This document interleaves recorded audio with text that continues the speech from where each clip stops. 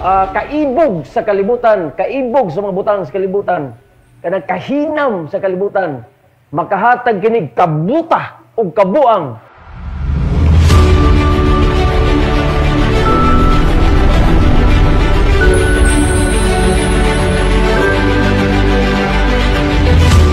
Balaan, langit noon, magagahom apan puno sa gugma o grasya nga Dios. Tag-iya ka sa langit o sa yuta. Panlabaw sa tanan, tag-iya ka sa among kasing-kasing. Una-huna o sa among kaugmaon. Ginoong Dios, dili kami takos pagduol kanimo apan ang imong grasya, dili matugkad ug ang imong gugma, anda magadawat kanamo. Busa intak na dawata kaming pinasaylo. Kay pangayoon mo ang imong kaalam ning tagna pinagi sa indwelling of the Holy Spirit. Aron masabta namo ang among pagatun-an ning takna. Salamat o Dios na imo kaming ubanan ug imong tudluan. Kinamong gipangayo sa ngalan ug gahom ni Hesus nga among manluluwas. Amen. Yan na makiigsunan nato pagisgutan mao ang break the chains of greed. Ang pagbuak sa kadina sa kahinam. Mayong kita greed makiigsunan kahinam kana sa mga pag-angkon sa mga butang nga dayag sa ato palibot. Sumala pa makiigsunan nga ang human being is by nature has an intense and selfish desire for something, especially wealth or power. Ang tao makiigsunan doon na siya kinaiya sa pakigbisog gayud sa iyang kadalo o kahakog sa pag-angkon o butang, labi na sa mga bahandi o sagahom. Gani makiigsunan kung tataon ng tao sa iyang una-una sa iyang pagmata, by nature, ang ato yung unang pamalandong asa man ko makasapi ni ining adlaw karon. Ni ining kalibutan ning ana gyud ang majority sa una-una sa tao. Asa man ko makakuha sa akong gihandom nga maangkon karon adlaw. Naay mga tao nga gahandom og mga butang, himuon nila sa dautan.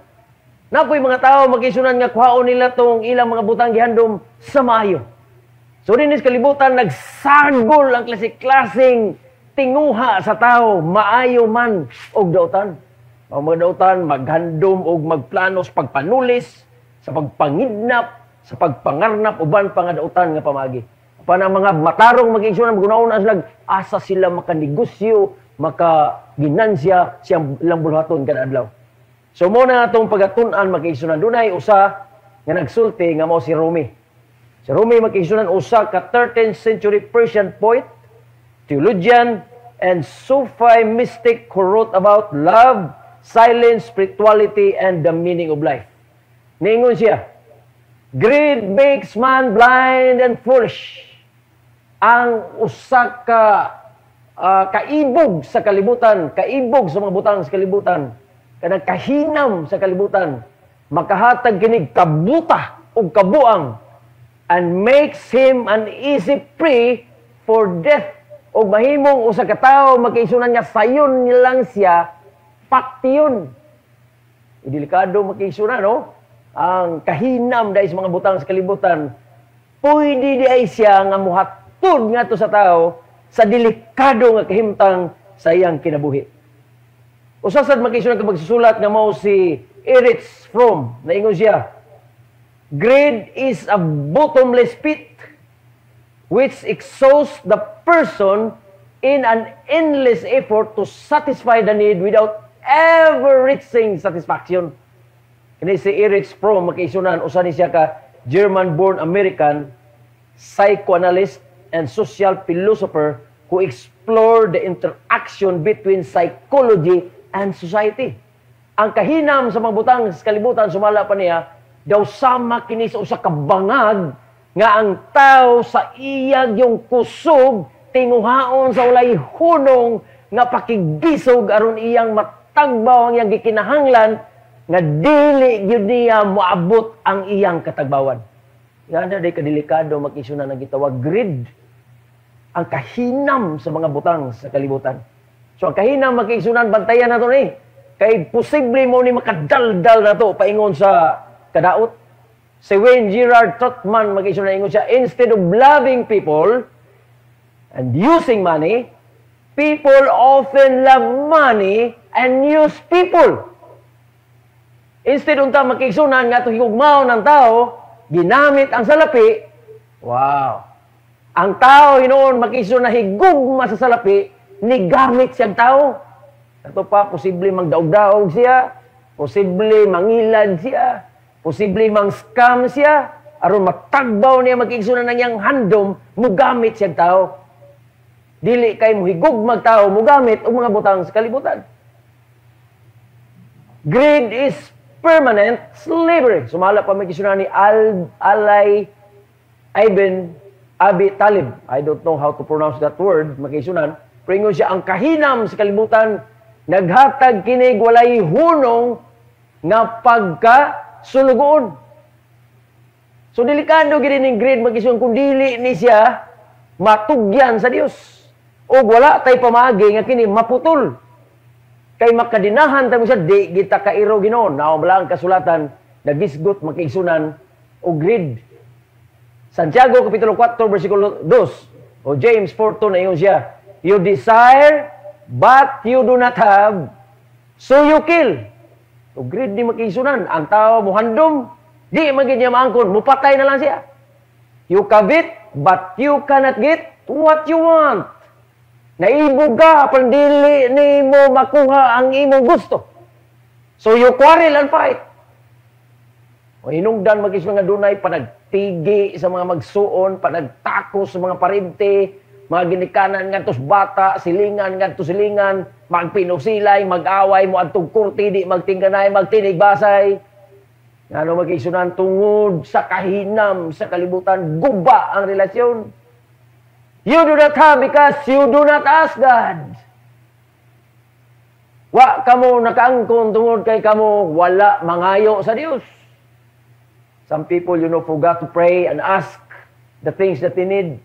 Kung nangayo, magaling sila, makiisunan ang malang kasulatan, nagpadayon sa pag-ingon di as versikulo 3. When you ask, you do not receive. Kung kamo sa mangayo, dili mo makadawat. Why? Because you ask with wrong motives. Nangayo kamo sa dili insakto nga tinutuyo. That you may spend what you get on your pleasures. Kay gusto mo makisunan, gusto ang tao nga makangkon sa mga butang sa iyang gusto nga manindot nga pamagi. Pagarbo ba ka? Pasundayag ba ka? Bisyo ba ka sa kalibutan? Mga iyang handom, gusto siya muhakop sa mga butang nga dagang gayo, aron makapataka mo siya gasto, makalupad siya susuroy siya asa rapit, mukaon siya bisag unsa, musakay siya bisag unsa, tanan niyang kahinam o iyang greed, gusto niyang tagbawon, magsiya mo patay siya sa iyang katao. That's the reality sa itong kalibutan garon. Posible nga suod kay mo higala, apan tungos kasina, tungos sa handom, makigsunan sa kinabuhi sa imo higala.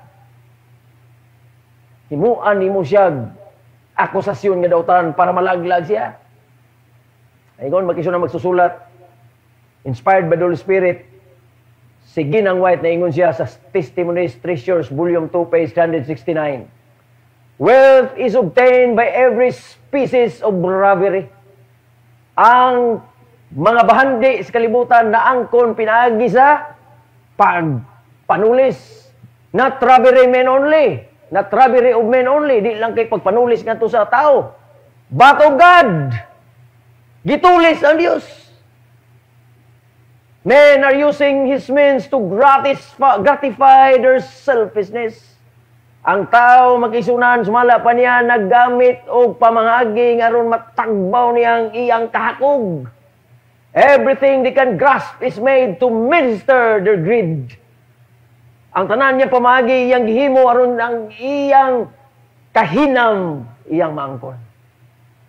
Bantayan na itong makisunan, kaya kung di taani, magmatkon, mabiktimata ni Lucifer, ni Satanas, ni ini nga pamagi. Ang kahinam sa kalibutan, mag-isunan, nagkalabi sa nagkaduol na magbalik ni Ginoong Hesus.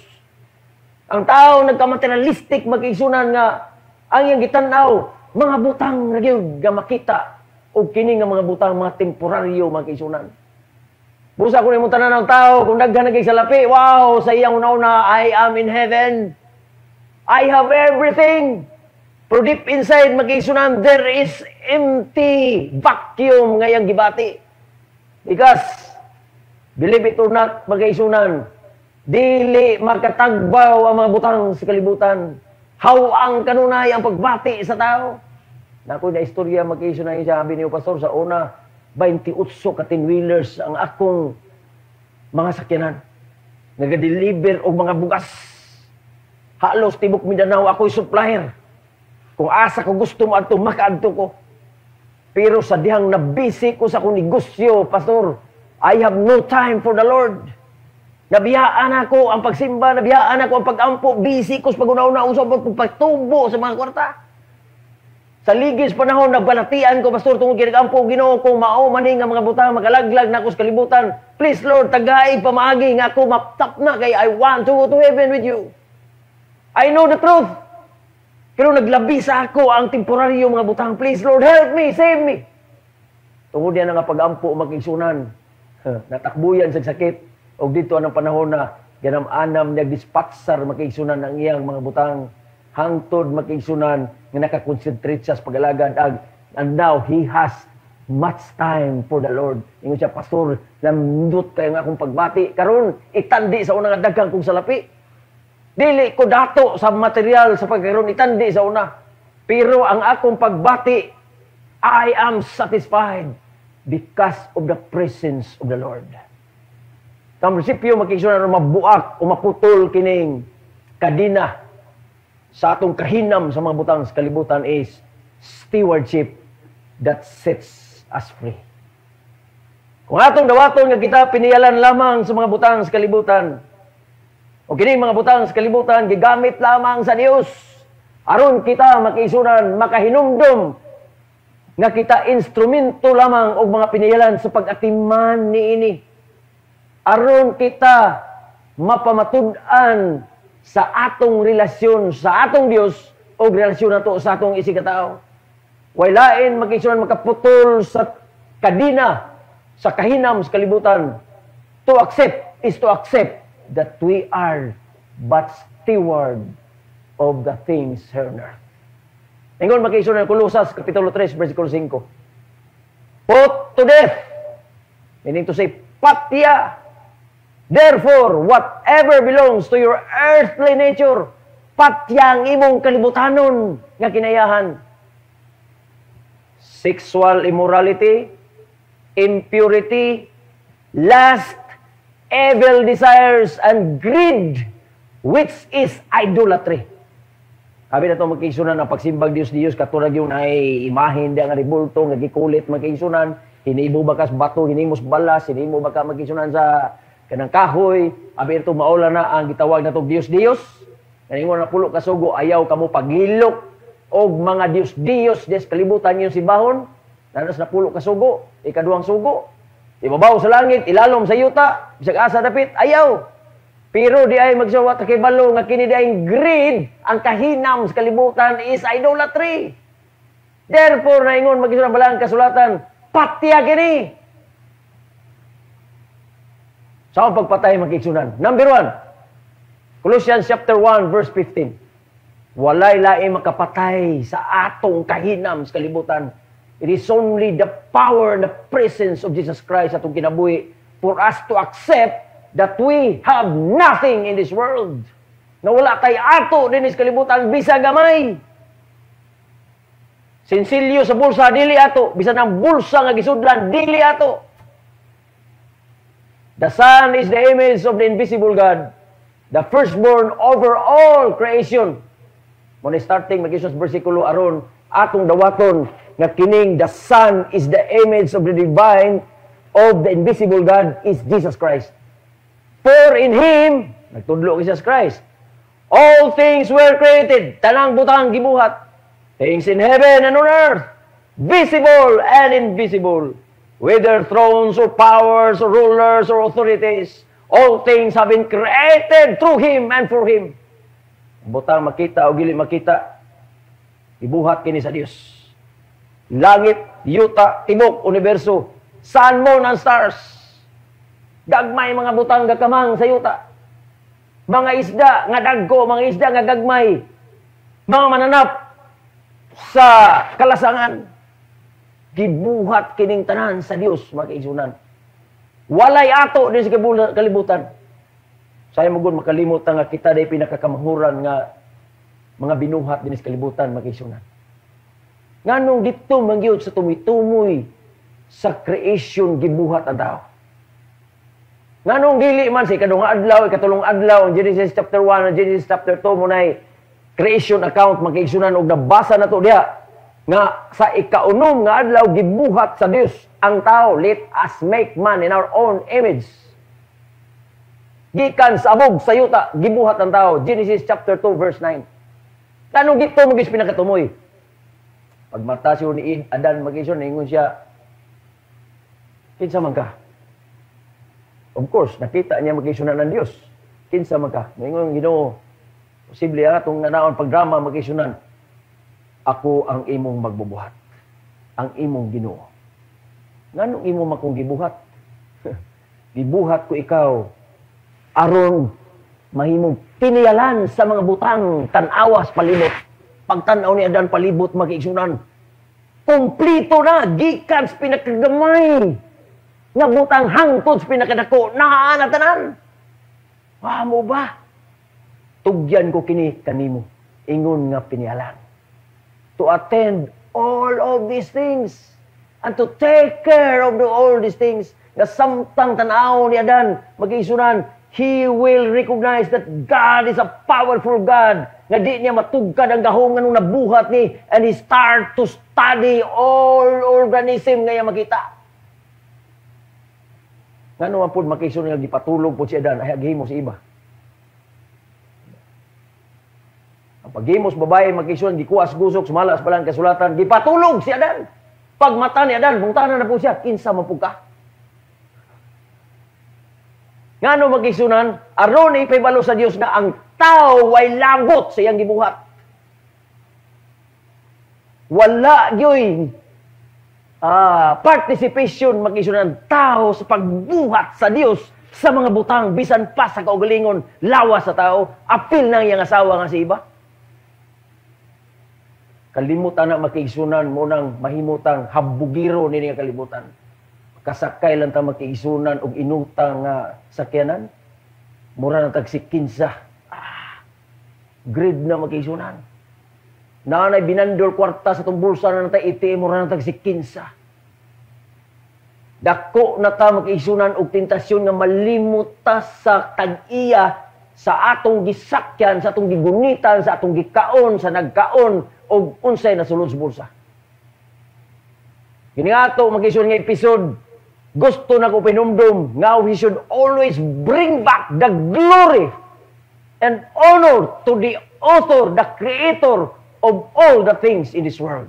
Aron mabuak, maputol kini atong kadina sa kaibog, kahinam sa kalibutan.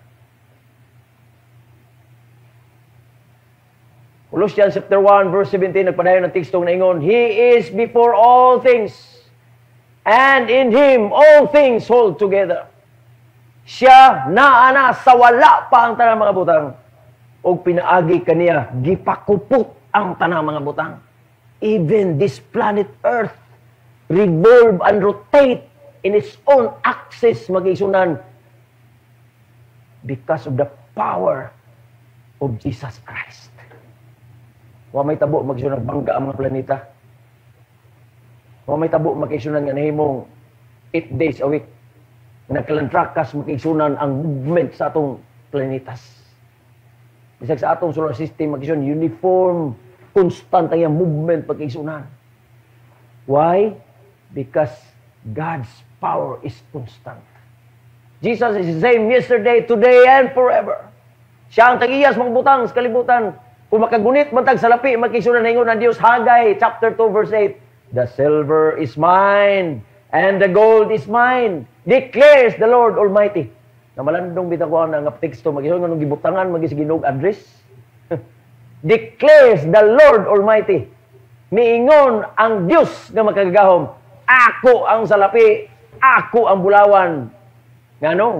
Kung wala man na butangi, makisunan og declares the Lord Almighty, posible moingon ang tao, the silver is mine and the gold is mine. Period na. pwede nang kunos tao makaisunan. Diha makaisunan nagsumikad ang kahinam sa tao tungod kay giangko na niya ang iyang mga butang sa kalibutan. Pastor, kung kusog akong gigamit ana pastor. Grabe yung pakibisog na kuha na negosyo, wa na ko'y tulog-tulog. Karon ang kuno na si Ginoo. Tanaw na ito pagkisunan Deuteronomy chapter 8 verse 18 na kanayon. But remember the Lord your God, for it is He who gives you the ability to produce wealth. Apan hinumdumi ang Dios, ang Ginoo nga imong Dios, nga mao'y naghatag kanimong abilidad aron ikaw makahimo og mga bahandi. And so confirms His covenant which He swore to your ancestors as it is today. Hinumduman siya. Naghatag kanimong abilidad, naghatag kanimong kusog, naghatag kanimong kaalam.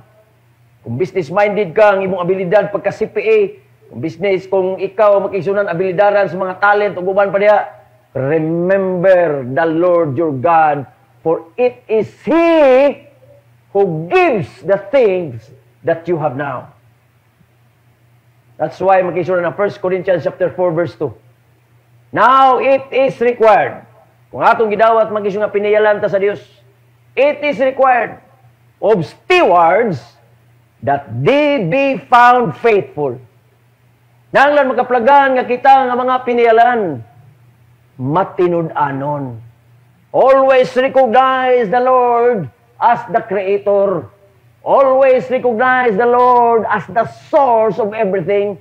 Hangin, adlaw, pagkaon, kada adlaw na to makisunan nga movement sa atong mga muscles, sa atong mga cells, ang atong mga organs, sa atong lawas, move sila makisunan because of God's grace kada adlaw.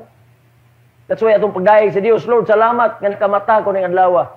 Namatay ko 7 ka oras ba ka 8 ka oras, wa tay kalibutan magkaisunan kung wa tagipukaw sa Dios ng kabuntagon. Di na ta kamata. Kung gisampungan ni Lucifer ang atong ilong samtang natulog ta, kung gipaundang ni Lucifer ang atong kasing-kasing samtang natulog ta, wala na ta magkaisunan. But because of God's interventions, it's moment. Kay piniyalan siya sa atong kinabuhi nga nagatiman kanato, kinahanglan usab magkaisunan. We will be found faithful as stewards magkaisunan sa atong Ginoo. That's why ang prinsipyo nga kita may baluan nga mga faithful nga mga piniyalan, Leviticus chapter 27 verse 13 na ganayon. A tithe of everything from the land, whether grain from the soil or fruit from the trees, belongs to the Lord. Ang ikapulo makisunan sa tanang mga butang sa kalibutan belongs to the Lord. It is holy to the Lord. Balaan kini ngadto sa Dios. Dunay sa kababaye makisunan nga diabyan siya giwindi. Unya dito sa Don Carlos ni Tabo makisunan. Sulod sa simbahan, musulod po sa simbahan makisunan ang mga gagmayng satanas. Ingnon na ito makisunan mga espiritu sila sa kangit-ngit tungod kay di mas laman nulunda sa Ginoo makisunan. Siya ay nagsulti ni siya ang testimony. Sa sulod simbahan makisunan, ang uban dito mangusi og mga bata, manghilak mga bata, ang uban maghuyop-huyop kuno sumala pa niya sa mga mata, sa mga nagtambong, lami ikatulog. Sa panahon makisunan nga mo serbisyo na ang mga diakonos sa pag-serbisyo sa tithes and offering, makisunan sa pagdawat lugar sa mga tithes and offering, maingon na gani makisunan ang elder sa pulpit, ang atong mga diakono andam na sa pagserbisyo alang sa pagsimba na to sa tithes and offering. Managdan makisunan mga diwindis pagawas, yung ipangutana, anong nagawas mo? Panahon sa pag-serve sa mga diakonog-diakonisa sa tithes and offering. Siya dili may kaagwanta sa pagtanaw sa salapi. Kay silaw ang salapi na ginauli sa mga nagsimba. Ngano magisuran tungod kay ang Biblia nagsulti, ang tithe, it is holy to the Lord. Balaan kini. Tulang kasubo magisuran siguro ang simba dili balaan, mao nang wa mahadlok mga panulay. Muna magkisunan sa sulod sa pagsimba na to, wa tay laing agdahon, Lord, We need your presence today as we worship you so that nobody else, bisan ang daotang espiritu magisunan, wala sa itong magsimba. Kay dinis kalibutan ni Adri, nahulog, sumala pa pinadayang Kapitulo 12, ang 1/3 sa mga angels nga nag-rebuild sa langit, ang ilang commanders Lucifer, nagahimo og pagbati sa tao, sa kahinam sa mga butang sa kalibutan. In other words, si Satanas, mag-isuan, gusto niyang i-divert ang gugma sa tao, inay sa Dios, dito sa mga butang kay gibuhat sa Dios. Inay nga muhusip nga sa Ginoo, gusto ni Satanas nga muhusip ta sa mga butang sa kalibutan. Mabito ang Mateo 4, mag-isuan sa dihang, nagsangka si Jesus Christ o si Satanas, na yung Satanas, no need to die at the cross, just kneel down and worship me. I will give you all the things that you see. Kalibutan, di na kinanglan mamatay ka sa krus. Worship me. Luhod lang ka sa kong tubangan. Ihatag ko ni kalibutan, kay mo manituyo ni mo. Imo maganilo katon. Imo maganikwaon. Di anhi ka ros pagkuha ni. Pinaagis imong kamatayon sa krus. No need to die. Just worship me. Magisunan ko ng tao, worship lang ka Lucifer. Dato, gisa magisunan. Kung doon na mo'y panahon, tarawa ng testimony sa YouTube ni Gabriel Estibao. Daghan kay mga tao nga mihatag silang kalag ngadto ka Lucifer. And they rich makisunan. They become rich makisunan temporarily. Pero ang ilang kinabuhi makisunan nahimong miserable. Wala sila'y kalinaw silang kinabuhi. O ba naghikog? Kay wala na makita ang katagbawan sa kinabuhi. Tungod kay ang katagbawan wala sa mga butang sa kalibutan. It is only in Jesus Christ. Mga kaisunan. Tithes and offering belongs to the Lord. Bisan pa ang ikasyam, iya gyapon na si Ginoo. Abi na to, Ginoo, imo rin napulo. Ika napulo. Ang halad po, imo po ni. Kay kinibilin ako ni. No! Bisan pa ang nabilin, magkisunan, di tagaan tao katungod sa paggasto, dili pa ginato. Steward pa gitana. Bisan pa ang bulsa nga gisublan, di pa ginato. Meaning to say, ato yung habwaon, mag-isang patyon, ginato niya itong pag-angkon kay datis, usurpation, mag-isunan of ownership. Sabot mo sa usurpation? Dili bitaw ato atong angkon-angkonon? Squatter ba? Mao na ang Malakay chapter 3 verse 10, ingon, bring ye all the tithes into the storehouse, that there may be meat in my house.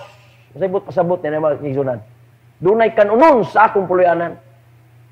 Ini mga magwawali mag-isunan, wa na sila gaumaw, wa sila ganegosyo. Mabuhi na gina sila mag-isunan sa pundo diha sa storehouse. Muna kami nga mga pastor mag-isunan, mupirma may conflict of interest matagtuig. Meaning to say, among pirmahan ang among pakigsaad nga wala nagilain namong saligan sa among pagkinabuhi kada adlaw in the preaching of the gospel. Because naay meat sa sulod mag-isunan sa bulhaton o sa storehouse sa Ginoo.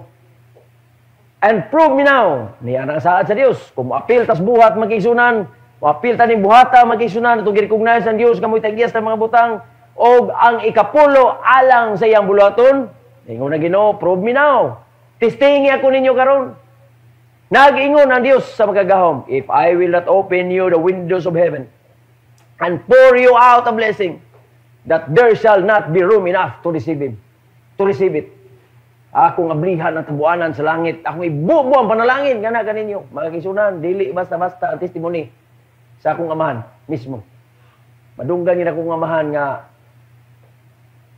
niingon siya kining atong pag-uma, wa gilay na itong siligan. Malakyas 3 Gs ra gyud. Ngutan na gud mo silingan. Unsa man ang malakyas 3 Gs? Pare. Aga mga silingan. Sa munay prinsipyo nga atong dawaton nga dili ni ato. Iyan is Ginoo tanan. Ang pag-uli nato sa ikapulo o ang paghatag sa offering. Nagpasabot ka na nga ang Dios mo'y tag-iya sa mga bandi nining kalibutan.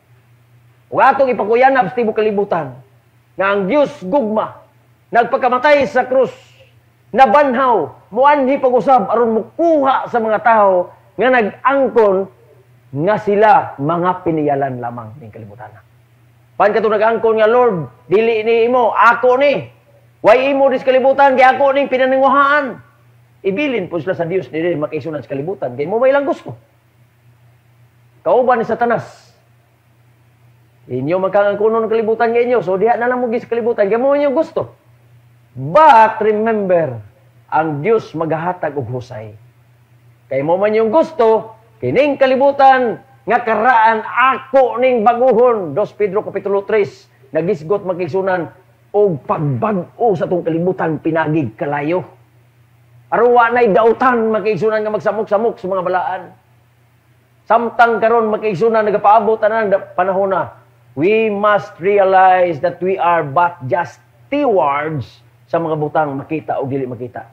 Ikadong saad sa Dios, and I will rebuke the devourer of your sakes, and he shall not destroy the fruits of your ground, neither shall your vine cast her fruit before the time in the field, saith the Lord of hosts.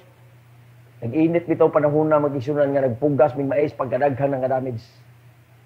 Lusno mag-isunan pagbati is mangunguma mag-inidako ko mag-isunan ng akong amahan, farmer mag-yun, puro man to akong papa, nga akong mama, buhi pa man karon, grade 3 na po. Rumayos lang mathematics mag-isunan, memorize lang table of multiplication, akong papa, amora compute kuan po doy. Pero calculator, nakay-calculator sa panahon, dabi naka-high-tech. So magsumada to akong inahan, mag-isunan sa mga sumadahonon, mga multiplication, akong papa na skilled. Tigbungat na siya unsay answer. Sa diha mag-isunan nga nag-init, mga mais grabe mag-isunan, lugos gyud kabunga. Kasi sila namukbuhok ng mais mag-isunan, wa na may ulan. Wa na ulan. Gagmay kay mga mais mag-isunan, puso, wa ka buylo. Ingon ako amahan, sige, harvest gyapon ta. Harvest gyapon ta. Basi hindi na inabilin diya nga nakasugakod yun sa kainit. Harvest may mag-isunan. Sa sige pang harvest dugay kay kamot sa sangkos tumoy. Ito lang daghan mo lagi na itong harvest lagi. Mag-isunan ng uban, mga silingan, wag yun, mag-harvest. Apan kami maghilingon akong tatay, nabawi ra magitanan. Wapoy sobra, wapoy ginansya. Insakto ra gyud mag-isunan, nga nabawi ra gyud tanan ang mga gasto sa previous nga uwa. Wow, parang nga uban mag-isunan ng utang gyud sila sobra. Rado ko ni hinabi nga amigo, si pastor katingalahan gyud ning tayo sa offering ba? Dili to siya SDA makaisunan. Katingalahan. Kaingon siya kato bitong init ka taas kayo. To last year. Mga 1980s man ito mag-isunan.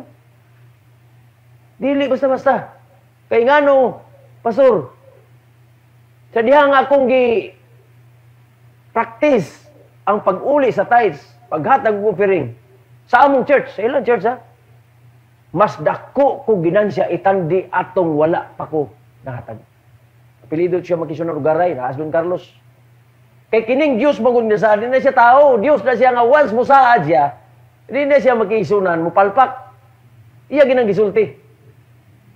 Ato nang praktison makisunan tungod kay we have a good relationship sa atong Ginoo. Kay kung wala tayong relasyon makisunan sa atong Ginoo, wala ta may gugma sa atong Ginoo, we cannot practice it. 1 Corinthians chapter 13 verse 10 ingon, if I give all I possess to the poor and give over my body to hardship that I may boast, but do not have love, I gain nothing. So first of all, makikisunan, ingnon to Ginoo, magampo ta. Tagay ko gugma nimo. Pasabta ko sa imong gugma, aron ang akong gugma nimo Ginoo bugat. Pasabta ko sa imong gugma Ginoo, giunsa ko nimo pagigugma. Di ato na masabtan makikisunan.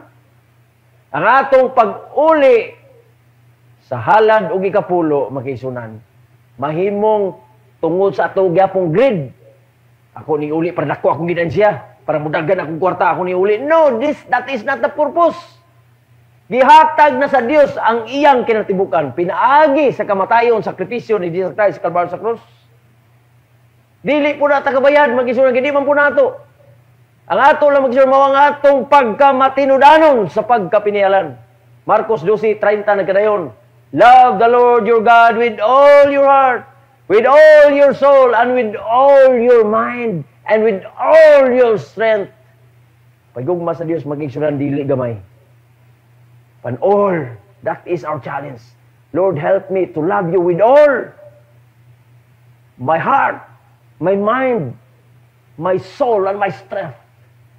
Nga na ang relasyon sa itong Ginoo magigsunan.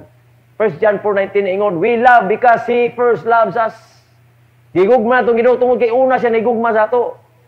Rimiyas kay nagsulti nga ang Dios nanguli tao ni dani ngadto sa tao gigugma ko ikaw sa gugma nga walay katapusan. Busa tungod ni gugma gidani ko ikaw. Naingon ang Dios niya na. For there is one God, sumala pa makisod sa 1 Timothy chapter 2 verse 5, and one mediator between God and mankind, the man Christ Jesus, who gave himself as a ransom for all people. Ransom, paglukat sa tanang tao.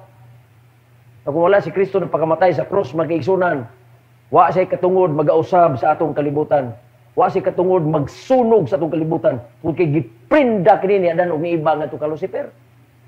Sa diyang niuyon si Adan, niuyon si Iba sa tentasyon ni Lucifer. Meaning to say, magkaigsunan, they gave their steward, pagka-stewardship nila magkaigsunan ngadto ka Lucifer. Yala kining gitugyan. Bawion lang ni magkaigsunan. Sa tag-iya, yun sa niya pagbawi. Ransom sa iyang dugo magkaigsunan sa cross. Gihukas niya yung himaya dito sa langit. He gave to human being everything magkaigsunan. Diha sa presensya ni Jesus Christ atong kalibutan. Sa diyang gipangutana siya Pilato, hari ka ba di ay? Naingon siya magkaigsunan, gipamulong mo na. Sa ilang pag-iaga-iaga, magkaigsunan sa atong manluluwas, kay hari di ka, butangan ka na mo korona. Ang korona nga gibutang magkaigsunan, korona nga tunukon. Samtang Pilato magkaigsunan, ang iyang korona gagilak-gilak nga bulawan, ang manunubos o ang magbubuhat sa tibok universo o kalibutan na higugma sa tao, gibutangan makiisunan sa iyang agtang sa korunang tunukon because He loves you and me.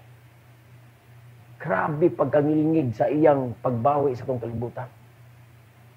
Christ died for you and me. Aron magbawi, makiisunan kita sa kamot sa kaaway. And we have that blessed hope, ingon nga pinihalan. Nganong higugma pamantaglayan. Nganong doon na pamantay kahinam sa mga butang sa kalibutan. Tungod kay wala tamo surrender kang Ginoong Hesus. The moment we kneel down and pray, Lord, break the chain of my greed. Buak ka og putla kining akong kahinam sa kalibutan. That is only the moment makikisunan kita mga ayo sa atong kahinam sa kalibutan. Without this surrender makikisunan sa ngadto sa atong Ginoo, magpabilin kita nga malumos, ginapos, ginakos sa mga butang sa kalibutan. Diin maoy pagpabilin sa pagsimba sa Dios. Naot makigsunan nga nabati nato ang pagpahinumdom sa Dios, sa iyang gugma, sa iyang pagtawag, sa iyang pagbadlong nga niingon siya, higugma ako sa tibok nimong kasing-kasing, sa tibok nimong una-una, sa tibok nimong kusog, o sa tibok nimong kalak. Magampo talagming gamahanan nga Dios. Pasayloa kami sa makadaghang panahon nga among kahinam kalibutanon. Ngano nga among handom Ginoo pag-angkon sa mga butang lumalabay lamang busa pasayloa kami. Agay kami kaalam Ginoo kung unsa kami sa imong tubangan, ablihi nga among mga mata. Gugmaa kami Ginoo. Kaya ron kami makabaton og gugma diha kanimo. Kinasayod kami nga imong gugma walay puas nga nagdani kanamo. Abli ang kaluwasan busa luwasa kami sa kahinam sa butang sa kalibutan. Pinaagis gahom sa belang espiritu nga imong ipakunsad sa matag-usan namo kahuna-una o kasing-kasing. Sulubi kami sa imong pagkamatarong itong naadawata kami. Ingon na, kanyang gipangayo sa ngalan ng gahom ni Hesus.